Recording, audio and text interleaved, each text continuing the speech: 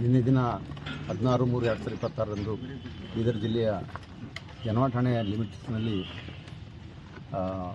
ಕಾಳಸಂತೆಯಲ್ಲಿ ಗ್ಯಾಸ್ ಸಿಲಿಂಡರ್ಗಳನ್ನು ಸಾರ್ವಜನಿಕರಿಗೆ ಮಾರಾಟ ಮಾಡ್ತಾರಂತ ಗೊತ್ತಾದ ಮೇಲೆ ಮಾನ್ಯ ಶ್ರೀ ಪ್ರದೀಪ್ ಗುಂಟಿ SP ಬೀದರ್ ಅವರ ಮಾರ್ಗದರ್ಶನದಲ್ಲಿ ಎಲ್ಲ ನಮ್ಮ ಅಧಿಕಾರಿ ಸಿಬ್ಬಂದಿಯವರು ಅಲ್ಲಿ ಹೋಗಿ ನೋಡಲಾಗಿ ಅಲ್ಲಿ ಶರೀಕರನ್ನು ಹೊಲದಲ್ಲಿ ಸುಮಾರು 105 ಸಿಲಿಂಡರ್ಗಳು, ಅದರಲ್ಲಿ 22 ಫುಲ್ ಸಿಲಿಂಡ್ರು, ತುಂಬಿದ್ದು ಸಿಲಿಂಡ್ರು, ಉಳಿದ ಎಲ್ಲ 83 ಸಿಲಿಂಡ್ರು ಖಾಲಿದ್ದು.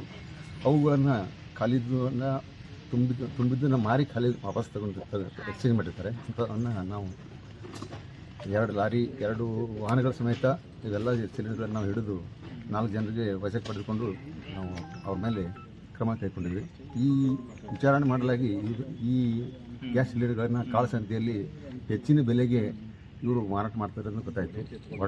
ಹೊರ ತಾಲೂಕಿನ ವಡಗಾಂವ್ ಗ್ರಾಮದ ಮಲ್ಲಾರಿ ಇಂಡಿಯನ್ ಗ್ಯಾಸ್ ಏಜೆನ್ಸಿಯವರು ಇದರಲ್ಲಿ ಕೂಡ ಶಾಮೀಲಾಗಿದ್ದಾರೆ ಅಂತ ಗೊತ್ತಾಗಿದೆ ನಮಗೆ. ಈಗ ಇನ್ನೂ ಪ್ರಕರಣ ತನಿಖೆ ಮಾಡ್ತಾ ಇದ್ದಾರೆ. ಎಲ್ಲ ಮಾರ್ತಿದ್ರು ಸರ್. ಈಗೆಲ್ಲ ಜನರು ಪಾಪ ಒಂದು ಕಡೆ